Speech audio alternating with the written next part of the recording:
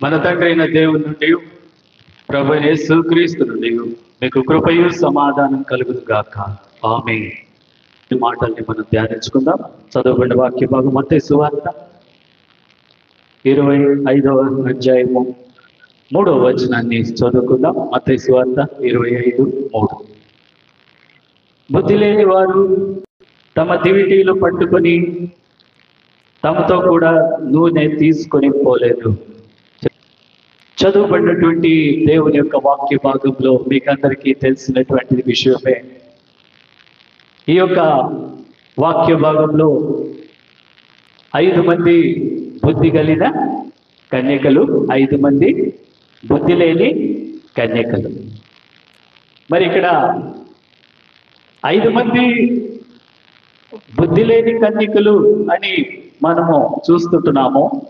ఈ ఉపమానం యేసు ప్రభు చెప్పాడు. ఇది కూడా పారబుల్. యేసు ప్రభు చెప్పినటువంటి పరలోకపు ఉపమానము చాలా ప్రాముఖ్యమైనటువంటి ఉపమానము. ఈ యొక్క ఉపమానంలో పరలోక రాజ్యంలో ఎవరు ప్రవేశిస్తారు, పరలోక రాజ్యంలో చేరుటకు కావాల్సినటువంటి అర్హత ఏంటి? ఎందుకు పరలోక రాజ్యం గురించి మనము చెప్పుకోవాలి?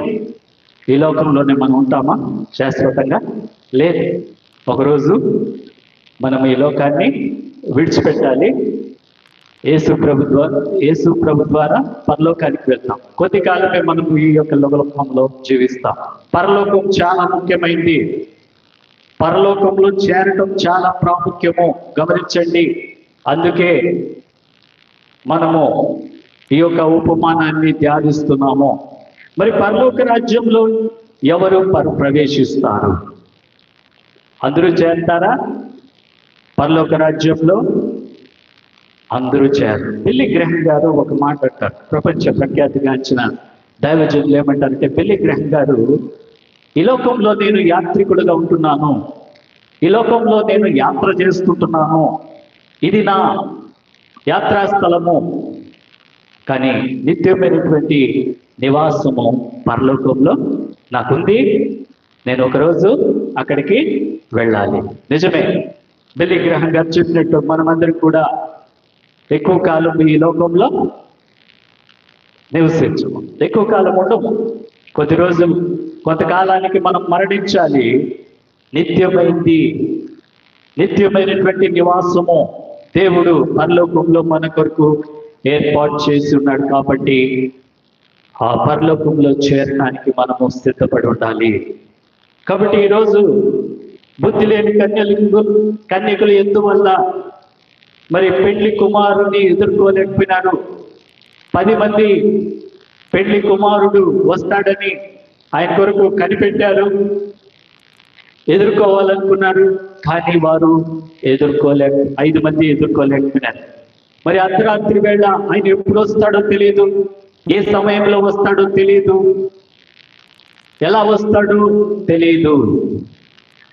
కానీ పరలోకంలో చేరాలంటే పెళ్లి కుమారుణ్ణి ఎదుర్కోవాలి.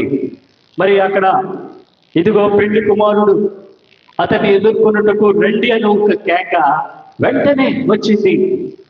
కేక వచ్చింది. మరి ఆయన్ని ఎదుర్కోవటానికి బుద్ధి లేని కన్యకులు ఎదుర్కోలేకపోయినారు. వాళ్ళు అంటున్నారు, ఏమంటున్నారంటే, మీరు ఈరోజు వాక్యాన్ని గన మత్తయి సువార్త 25వ అధ్యాయము 1 నుంచి 10 వచనాలు మీరు కానీ చూస్తే, పెళ్లి కుమారుడు వచ్చేసాడు, అర్ధరాత్రి వేళ అనుకోకుండా సడన్ గా వచ్చేసాడు. వారు అంటున్నారు, మా దివిటీలు ఆరిపోతున్నవి, మీ నూనెలో కొంచెం మా కీయుడని బుద్ధి గల వారిని అడిగారు. అనగా వీళ్ళ దగ్గర సరిపడినటువంటి నూనె లేదు, దివిటీలు ఆరిపోతున్నాయి.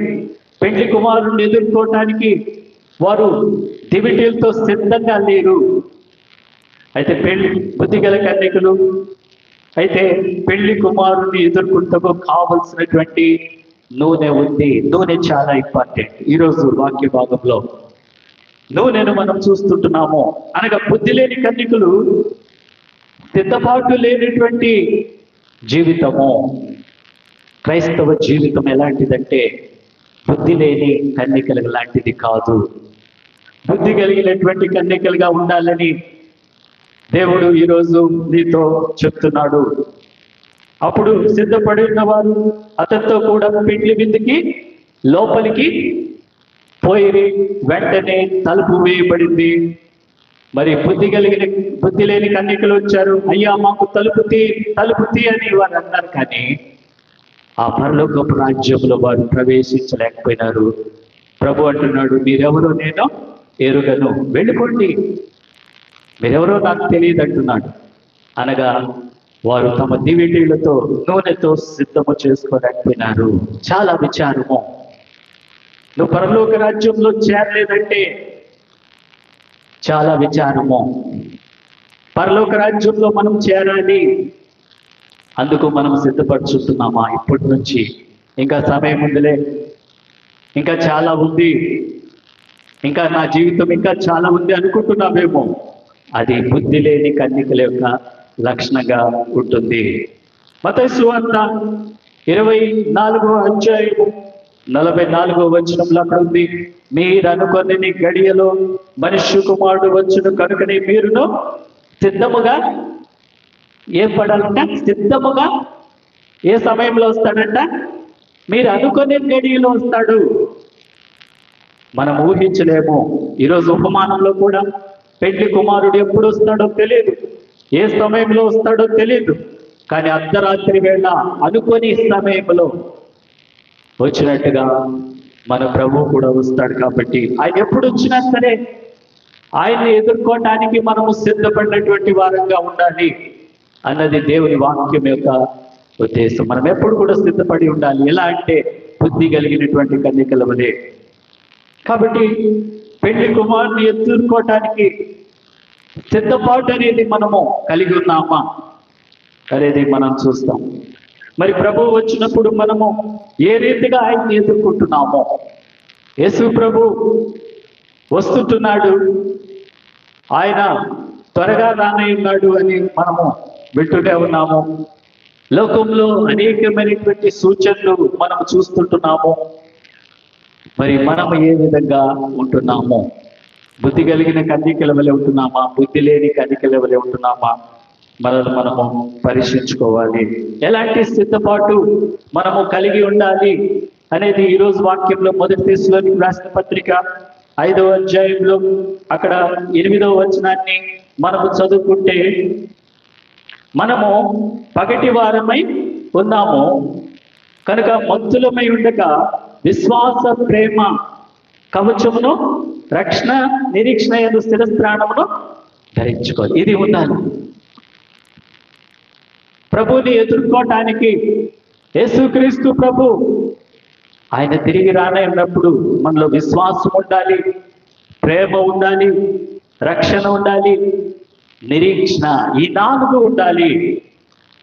ఈ 4 ఉంటేనే నువ్వు ప్రభుని ఎదుర్కోగలవు. ప్రేమిని అనగా ఈ 4 కూడా మనల్ని ఆత్మీయంగా సిద్ధపరుస్తుంది. ఆత్మీయ సిద్ధపాటును కలిగి ఉంటాము ఈ 4 వల్ల. నూనె దేనికి గుర్తంటే, ఈరోజు నూనె ఎవరి దగ్గర ఉంది? నూనె ఎవరి దగ్గర ఉంది? బుద్ధి కలిగిన వాటి. బుద్ధి లేని వారి దగ్గర నూనె లేదు. అందుకే వాటిని అంటున్నాను, బుద్ధి లేని వాళ్ళు. చదువుకునేటప్పుడు కూడా మా స్కూల్లో చిన్నప్పుడు మా మాస్టర్ టీచర్స్ రేపు బుద్ధి లేనోడా అనేవాళ్ళు. ఎవరైతే చదవలేరు, దాంట్లో నేను కూడా ఒకటి. అప్పుడు మా టీచర్స్, మ్యాథ్స్ టీచర్ కానీ చాలా మంచి టీచర్స్. నేను కూడా మిషన్ స్కూల్లో చదువుకున్నాను. రేపు బుద్ధి లేనివాడు అనేవాడు మా సార్ అయితే. ఎవరు అనేవాడు అంటే చదవలేనివాడిని, మార్కులు తక్కువగా వచ్చినాడు. ఆ యూనిట్ టెస్ట్ పేపర్లు ఇచ్చేటప్పుడు వీడు బుద్ధి లేనోడు తీసుకో, వీడికి చాలా తక్కువ మార్కులు వచ్చినాయి, బుద్ధి లేనోడా అనేవాడు.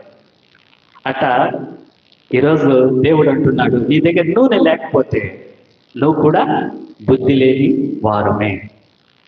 దేవుడు చెప్తున్నాడు, నీకు నూనెని కలిగి ఉండు. నూనె కావాలి. ఏంటి ఆ నూనె అనేది నేను చెప్తాను. నూనె అనేది సిద్ధపాటుకు గుర్తుగా ఉంది. నూనె అనేది సిద్ధపాటుకు గుర్తుగా ఉంది.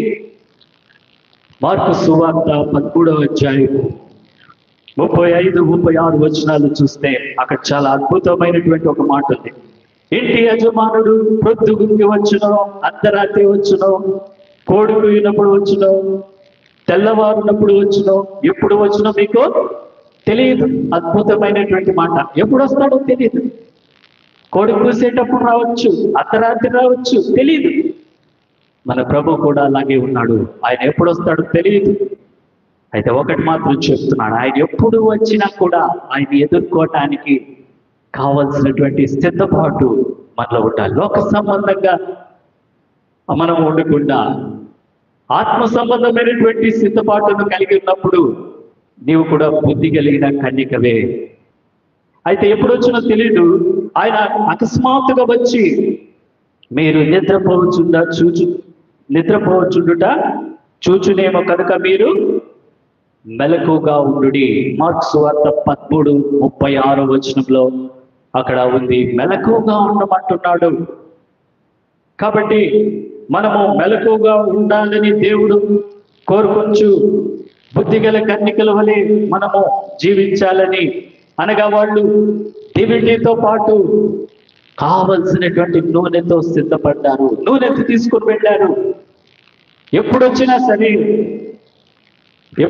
సరే మరి పెళ్లి కుమారుణ్ణి ఎదుర్కోవటానికి కావలసినటువంటి నూనె వాళ్ళలో ఉన్నది. మరి ఆయన వేలాది దోతలతో తిరిగి రాయనన్నాడు కనుక మనకు కూడా ఆ నూనెను కలిగి ఆయన్ని ఎదుర్కోవాలి. ప్రేమైనటువంటి దేవుని బిడ్డలారా, మరి నూనె అనేది దేనికి గుర్తుగా ఉంది అని చెప్తే, నేను ఇంతకుముందు ఒకటి చెప్పాను, సిద్ధపాటుకు గుర్తుగా ఉంది. రెండోది అభిషేకానికి గుర్తుగా ఉంది. నూనె అభిషేకము. పాత నిబంధన కాలంలో నూనెను దేనికి ఉపయోగించేవారంటే అభిషేకించడం. దేవుని బిడ్డ, దేవుని సొత్తు, దేవుని దాసుడని చెప్పడానికి నూనెతో అభిషేకించేటువంటి వారు. కీర్తనలు 23:5 వచనంలో అక్కడ ఏముందంటే, నూనెతో నా తల అంటి ఉన్నావు, నా గిన్నె నిండి పొర్లుచున్నది. దావీదు అంటున్నాడు. ఇది అతని జీవితంలో ఉన్నటువంటి ఒక అనుభవంతో చెప్తున్నాడు. ప్రియమైనటువంటి దేవుని బిడ్డలారా, సౌలును దేవుడు విసర్జించిన తర్వాత యెషయా యొద్దకి సమూయేలుని దేవుడు వెళ్ళమంటాడు. సమూయేలు కుమారులలో నేను ఒకరిని ఏర్పరచుకున్నాను, నీ కొమ్మును నూనెతో నింపుకొని వెళ్ళు. నేను ఎవరి పేరు చెప్తానో వెంటనే నువ్వేం చేస్తావు, అతని తల మీద నూనెను పోయి అతన్ని నేను కోరుకున్నాను. అనగా దేవుడు ఎంపిక ఎలా ఉందంటే నూనెతో తల అంటుట ద్వారా ఉంది. ప్రేమైనటువంటి వాళ్ళను అప్పుడు బెత్లెహేమునకు వెళ్తాడు. బెత్లెహేంలో ఎవరు ఉంటారంటే యెషయా ఉంటాడు. యెషయా ఎవరంటే దావీదు తండ్రి. మరి అక్కడికి వెళ్ళి చెప్తాడు, అడుగుతాడు, నీ కుమారులందరినీ పిలిపించంటే దేవుడు ఎవరిని ఏర్పాటు చేసుకుంటాడంటే చివరి వాడినటువంటి దావీదుని ఏర్పాటు చేసుకుంటున్నప్పుడు దేవుడు చెప్తాడు, సమూయేలు నీ కొమ్మును తీసి నీ కొమ్ములో ఉన్నటువంటి తైలమును దావీదు తల మీద పోయి, అనగా అభిషేకము చెయ్యి. నూనె అభిషేకానికి గుర్తుగా ఉంది. ఎప్పుడైతే సమూయేలు నూనెతో దావీదు యొక్క తలను అంటినప్పుడు ఈ కీర్తన రాస్తాడు, నూనెతో నా తల అంటి ఉన్నావు. సమూయేలు తైలం తీసి దావీదు తల మీద పోసినప్పుడు నాటు నుండి ఏమొచ్చిందంటే దేవుని యొక్క పరిశుద్ధాత్మ చేత నింపబడి మరి దేవుని బలంగా ఉన్నట్టుగా మనం చూస్తున్నాము. నాటు నుండి యెహోవా ఆత్మ దావీదు మీదకి బలంగా వచ్చింది. పరిశుద్ధాత్మ చేత అభిషేకించబడ్డాడు. నూనె అభిషేకానికి గుర్తుగా ఉంది. కాబట్టి దేవుని బిడ్డలారా, అభిషేకించబడినటువంటి వారిగా పరిశుద్ధాత్మ అభిషేకాన్ని మనం పొందుకునేటువంటి వారంగా మనము ఉండాలి. దేవుని ఆత్మ దావీదు మీదకి వచ్చినట్లుగా ఈరోజు నువ్వు కూడా పరలోకంలో చేరాలంటే దేవుని పరిశుద్ధాత్మ సహాయంలో పరిశుద్ధాత్మ అభిషేకాన్ని నువ్వు కలిగి ఉండాలి. అదనమాట నూనె. కాబట్టి నూనె ద్వారా మనము కూడా, అనగా దేవుని యొక్క ఆత్మను మనము పొందుకున్నటువంటి వారుగా ఉండాలని దేవుడు చెప్తున్నాడు. జల ప్రళయంలో నోవాహు ఒక్కడే దేవుని విషయంలో మెలకువగా ఉన్నాడు. అందరూ ఇష్టానుసారంగా జీవించారు, ఇష్టం వచ్చినట్టుగా ఉన్నారు. నోవాహు ఒక్కడే దేవుని దృష్టిలో నీతిమంతుడుగా ఉన్నాడు. మరి జల ప్రళయంకు ముందు దినములో మరి నోవాహు ఓడలోకి వెళ్ళిన దినం వరకు మనుషులు ఎలా ఉన్నారంటే, మనుషులు తినుచు త్రాగుచు పెండ్లికించుచు ఇష్టంగా ఉన్నారు, వాళ్ళ ఇష్టానుసారంగా జీవిస్తున్నారు. అయితే నోవాహు మాత్రం చూడండి, జల ప్రళయం వస్తుందని దేవుడు చెప్పినప్పుడు నోవాహు మాత్రము యెహోవా దృష్టి యందు కృప పొందినవాడాయెను. నోవాహు నీతిమంతుడు, తన తరంలో నిందారహితుడుగా ఉన్నప్పుడు నీతిమంతుడిని దేవుడు కాపాడుతాడు. ఎవరిని దేవుడు ఎప్పుడు కాపాడతాడంటే, పాపం చేసేవాడిని దేవుడు ఎప్పుడు కాపాడడు. నోవాహు వలె మనము నీతిగా ఉన్నప్పుడు, యథార్థంగా ఉన్నప్పుడు దేవుడు మనల్ని కాపాడుతాడు ప్రియమైనటువంటి వాళ్ళారా. ఎందుకంటే అక్కడ ఉంది, నోవాహు నీతిమంతుడు, తన తరంలో నిందారహితుడిగా ఉన్నాడని చెప్పి ఉంది. నోవాహు మనకు ఒక ఆదర్శంగా ఉన్నాడు. జల ప్రళయంలో నోవాహు ఏ విధంగా అయితే ఆ భయంకరమైన నీళ్లు, ఆ భయంకరమైనటువంటి జలపాతం నుండి తప్పించుకున్నాడో, ఈరోజు మనం కూడా నోవాహు వలె నీతిమంతులుగా ఉంటే దేవుడు నిన్ను కాపాడుతాడు. మన దేవుడు ఎలాంటి దేవుడు అంట? నీతిని ప్రేమించు వాడు. ఆయనకి నీతి అంటే చాలా ఇష్టం. అవినీతి పరులు అంటే ఆయనకి ఇష్టం లేదు. అవినీతి పరుడిని దేవుడు దృష్టి పెట్టడు. యెహోవా దృష్టి ఎవరి మీద ఉందంట? నీతిమంతుల మీద ఉన్నదని దేవుని వాక్యము సెలవిస్తుంది. మరి ఈరోజు దేవుని విషయంలో మనం ఎలా ఉన్నాం? నీతిగా జీవిస్తున్నామా, లేకపోతే అవినీతి పరులుగా ఇంకా దేవుని దృష్టిలో మనము చెడిపోయినటువంటి వారంగా ఉంటున్నాం? అంటే నోవాహు కాలంలో వాళ్ళందరూ ఎలా ఉన్నారంట? మనుషులందరూ చెడిపోయినారు, ఇష్టానుసారంగా జీవిస్తున్నారు. మరి దేవుడు చెప్పినట్లు నోవాహు తన రక్షణ కొరకు, తన ఇంటి వారి రక్షణ కొరకు ఒక ఓడని సిద్ధం చేసుకున్నాడు. రక్షించబడినట్టుగా చూస్తుంటున్నాము ప్రియమైనటువంటి వాళ్ళరా. నోవాహు వలె మనం కూడా క్రీస్తు అనే రక్షకుని కలిగి ఉన్నప్పుడు నీ జీవితం కూడా రక్షించబడుతుంది. క్రీస్తు లేకపోతే నీకు రక్షణ లేదు. క్రీస్తుని కలిగి ఉన్నప్పుడే మనకు రక్షణ. నోవాహు ఏ విధంగా అయితే ఓడను సిద్ధపరచుకున్నాడు, నువ్వు కూడా క్రీస్తు ద్వారా సిద్ధపడినప్పుడు, క్రీస్తుని అంగీకరించినప్పుడు నీకు రక్షణ అనేది దొరుకుతుంది. కాబట్టి రక్షకుని ద్వారా మనము రక్షణ కలుగుతున్నది. అందుకే ఆయనకి రక్షకుడని పేరు. జనములో ఆయనకి రక్షకుడు, యేసు ప్రభుకి ఉన్నటువంటి గొప్ప పేరు రక్షకుడు.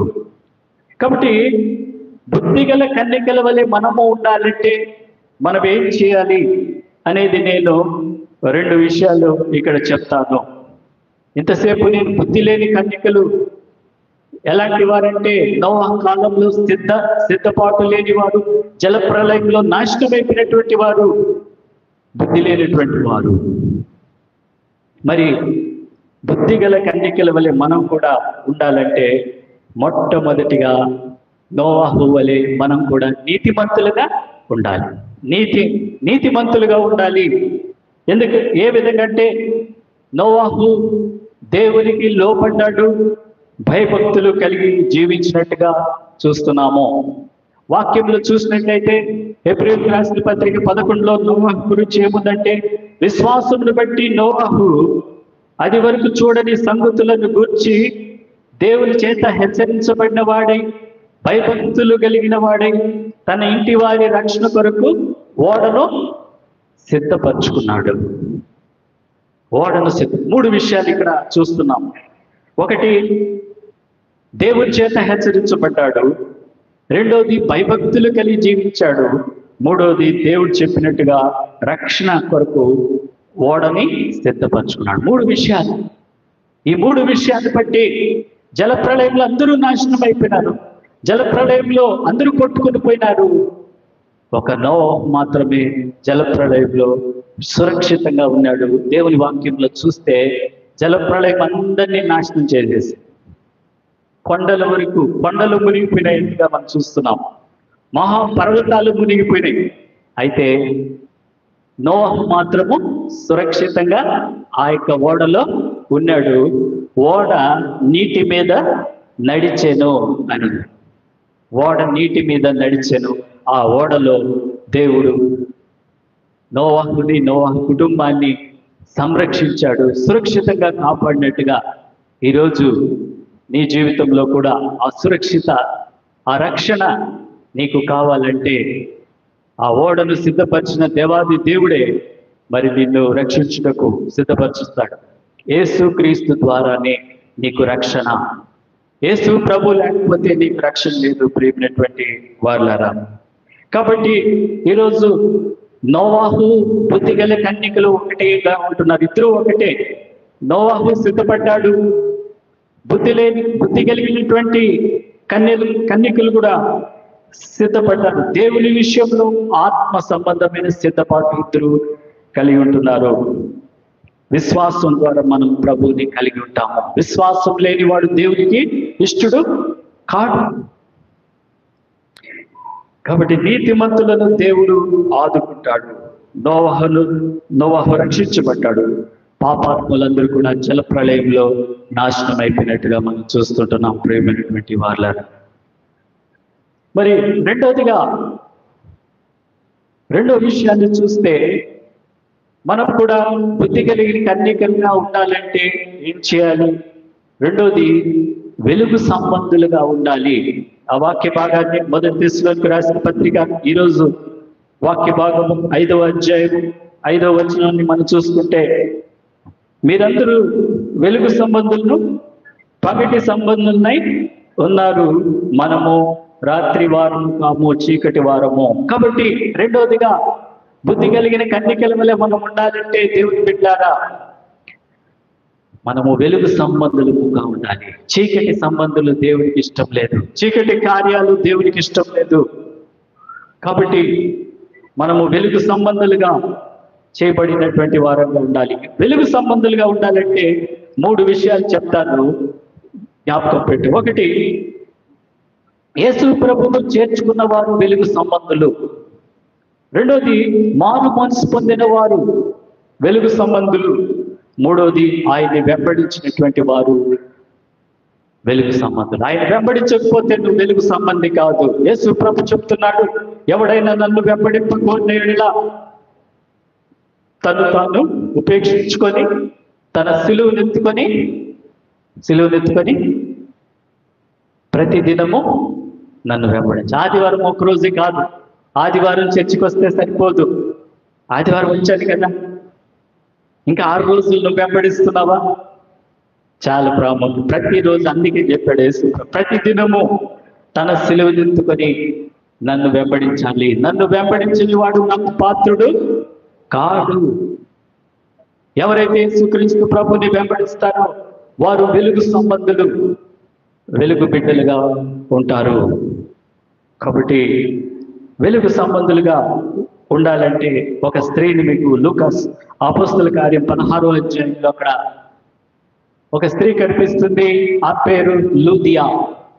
లూదియా దైవభక్తి కలిగినటువంటి స్త్రీగా ఉంది. మరి లూదియా ఏం చేస్తుందంటే పౌలు చెప్తున్నటువంటి మాటల్ని ఆమె గ్రహిస్తుంది. అప్పుడు ప్రభువు ఆమె హృదయాన్ని తెరిచాడు. పౌలు చెప్పిన మాటలు యందు లక్ష్యముంచెను. లక్ష్యముంచువారు వెలుగు సంబంధులు. లూదియా వలె దేవుని మాటల్ని లక్ష్యముంచేటువంటి వారు వెలుగు సంబంధులు. దేవుని మాట లెక్క చేయనటువంటి వారు వెలుగు సంబంధులు కాదు. లూదియా అక్కడ లక్ష్యముంచెను. పౌలు చెప్పినటువంటి దేవుని మాటలను లక్ష్యముంచటం చాలా ప్రాముఖ్యము. నువ్వు దేవుని మాటల్ని లక్ష్య పెడుతున్నావా లేదా?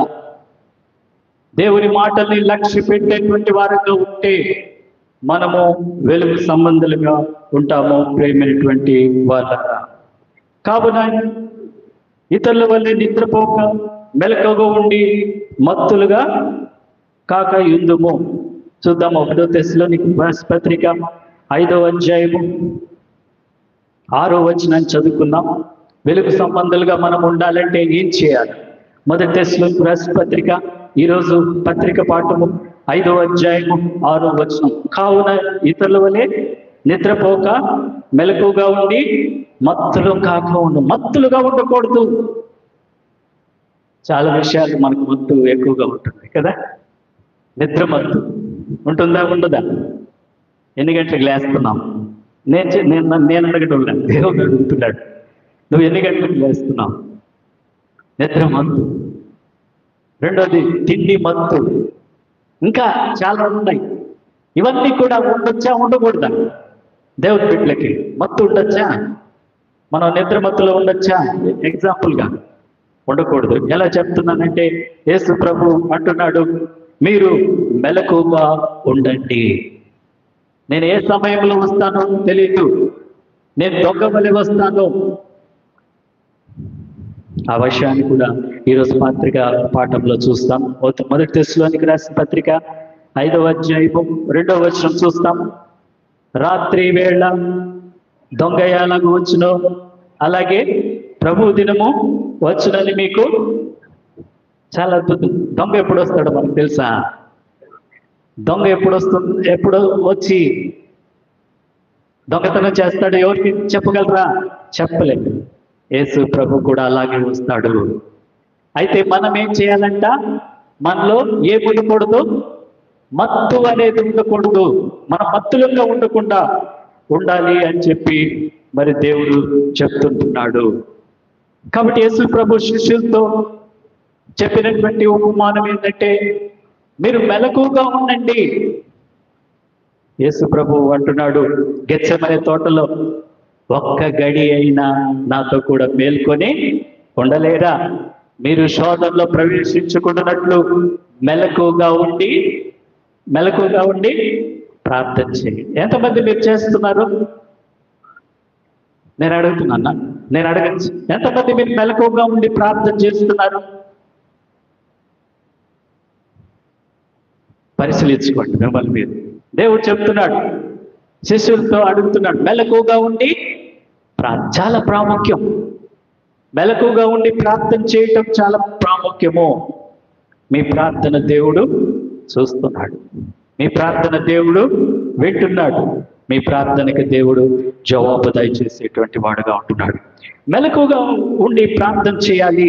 మొట్టమొదటిగా యేసుక్రీస్తు ప్రభు చెప్తున్నాడు, మెలకువగా ఉండాలంటే మొట్టమొదటిగా ప్రార్థన జీవితము, ప్రార్థన కలిగి ఉండాలి, ప్రార్థన చేయాలి. రెండోదిగా చూస్తే మెలకువగా ఉండాలంటే రెండోది రక్షణ కలిగి ఉండాలి. ఏం కలిగి ఉండాలి?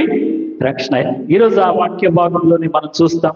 1 తెస్సలోనికీ 5వ అధ్యాయము 9వ వచనంలో, ఎందుకనగా మన ప్రభు అయిన యేసుక్రీస్తు ద్వారా రక్షణ పొందుటకే దేవుడు మనల్ని నియమించని కానీ దేవుని యొక్క ఉగ్రత పాలు కాకుండా ఉండట కొరకు దేవుడు నీకు రక్షణ ఇచ్చాడు. మన ప్రభు అయిన యేసుక్రీస్తు ద్వారా మనకేం కలుగుతుందంటే రక్షణ. మెలకువగా ఉండాలంటే రెండవ మార్గము రక్షణ మార్గము. దయ్యము చెబుతుంది, వీరు సర్వోన్నతులైన దేవుని దాసులు, వీరు మీకు రక్షణ మార్గమును బోధిస్తారు. రక్షణ మార్గము కావాలి, రక్షణ కావాలి. కాబట్టి మెలకువగా ఉండాలంటే రెండోది రక్షణ. చెరసాల నాయకుడు అడుగుతున్నాడు, పౌలు శీలను అడుగుతున్నాడు. ఏమని అడుగుతున్నాడు అంటే, అయ్యల్లారా, రక్షణ పొందుటకు ఏం చేయాలి?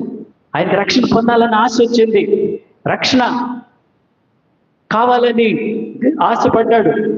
అప్పుడు పౌలు చెప్తున్నాడు, అందుకు వారు ఏమన్నారంటే, ప్రభు అయిన యేసునందు విశ్వాసముంచుము, నీవును నీ ఇంటి వారు రక్షణ పొందుకుంటారు. రక్షణ ఉచితము. యేసు ప్రభు ఇచ్చేటువంటి రక్షణ ఉచితము. రక్షణ సులభము, కానీ నువ్వు దాన్ని అందుకోవాలి. దేవుడు సిద్ధపరిచాడు, దేవుడు నీకు ఇస్తున్నాడు, కానీ నువ్వు దాన్ని అందుకోవాలి. ఇక్కడ చెరసాల నాయకుడు పౌలు చెప్పినప్పుడు వెంటనే రక్షణ పొందుకున్నాడు, రక్షణ అందుకున్నాడు. యేసునందు విశ్వాసం వచ్చినప్పుడు అతడు అతని ఇంటి వారు రక్షణ పొంది ఆనందించినట్టుగా మనం చూస్తుంటున్నాము. కాబట్టి 9వ వచనంలో కూడా అదే మనము చూస్తుంటున్నాం, క్రీస్తు ద్వారా రక్షణ పొందటము. మూడోది మెలకుగా ఉండటము. 2 విషయాలు అయిపోయింది. మొట్టమొదటిగా ఏం చేయాలి? మెలకుగా ఉండి ప్రార్థన చేయాలి. రెండోది రక్షణ పొందాలి.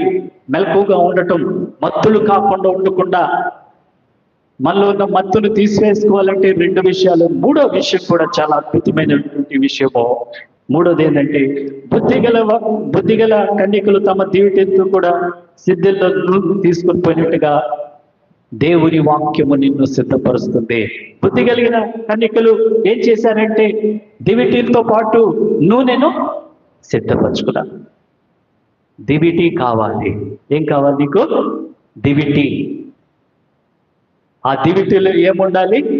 నూనె ఉండాలి.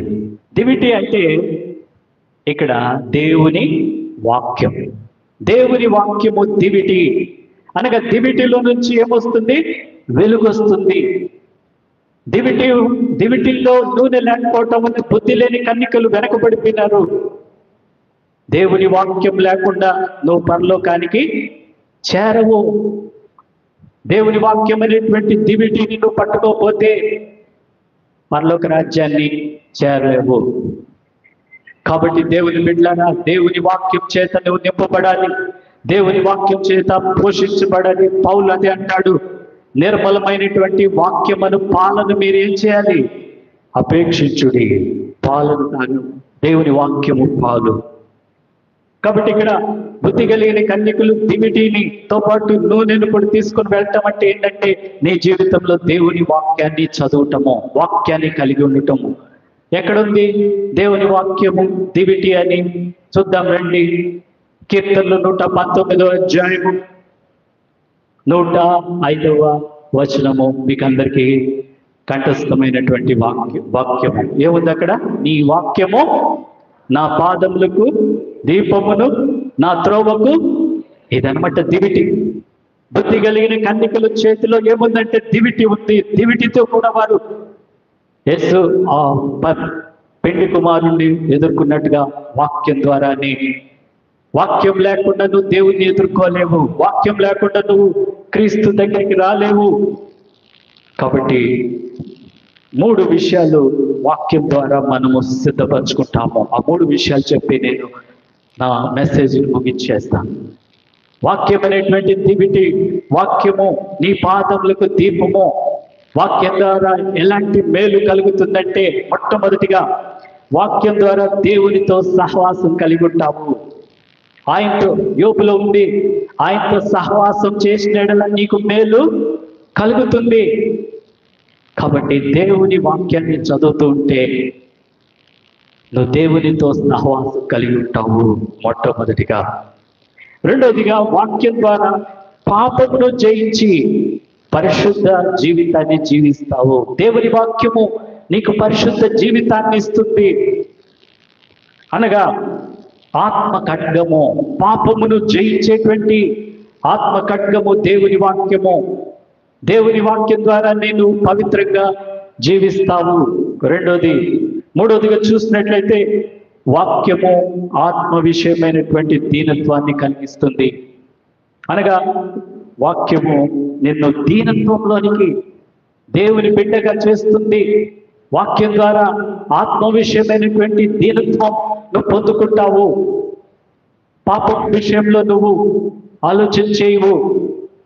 ఆత్మీయంగా బలపరచబడతావు. ఆత్మానుసారంగా జీవిస్తావు. పౌలు అదే అంటాడు, ఆత్మానుసారంగా జీవించండి. కాబట్టి దేవుని వాక్యము నిన్ను ఆత్మ విషయమైనటువంటి దీనత్వంలోనికి నడిపిస్తుంది. పరలోక రాజ్యంలో ఎవరు చేస్తారు? మొదట్లో చెప్పాను నీకు, పరలోక రాజ్యంలో బుద్ధి కలిగిన కన్యకల వలె ఉండేవారు చేస్తారు. ఈ చివరిలో చెప్తున్నాను, పరలోక రాజ్యంలో ఎవరు చేస్తారంటే మత్తయి సువార్త 5వ అధ్యాయము 3వ వచనము. మత్తయి సువార్త 5వ అధ్యాయము 3వ వచనంలో ఉన్నవారు మాత్రమే చేరుతారో ఆ దాంట్లో నువ్వు ఉన్నావా లేదో పరిశీలన చేసుకో. ఆత్మ విషయమై దీనులైన వారు ధన్యులు, పరలోక రాజ్యము. కాబట్టి దేవుని వాక్యము నిన్ను ఆత్మ విషయమైనటువంటి దీనత్వంలోనికి నడిపిస్తుంది. అనగా దేవుని వాక్యము ఆత్మానుసారంగా చేస్తుంది. దేవునితో సత్సంబంధాన్ని కలిగి ఉండటానికి వాక్యము కృషి చేస్తుంది, సహాయపడుతుంది. కాబట్టి ఆత్మ విషయమై దీనులైనటువంటి వారు ధన్యులు, పరలోక రాజ్యము వారిది. పరలోక రాజ్యంలో చేరాలంటే మనము ఆత్మ విషయమై దీనులుగా ఉండాలి. అది దేవుని వాక్యము సహాయం చేస్తుంది. కాబట్టి దేవుని బిడ్డలారా, వాక్యం విన్నటువంటి మనం కూడా బుద్ధి కలిగినటువంటి కన్యకల వలె దివిటితో కూడా నూనె సిద్ధపరచుకోవాలి. అంటే ఆత్మ విషయమైనటువంటి దీనత్వాన్ని మనము కలిగి ఉండాలి. ప్రియమైనటువంటి వారు, ఆత్మ విషయమైనటువంటి దీనత్వము నీలో ఉన్నప్పుడే నువ్వు వెలుగు సంబంధిగా ఉంటావు. ఆత్మ విషయమైనటువంటి దీనత్వము కలిగిన వారిని దేవుడు ఇష్టపడుతున్నాడు, కోరుకుంటున్నాడు.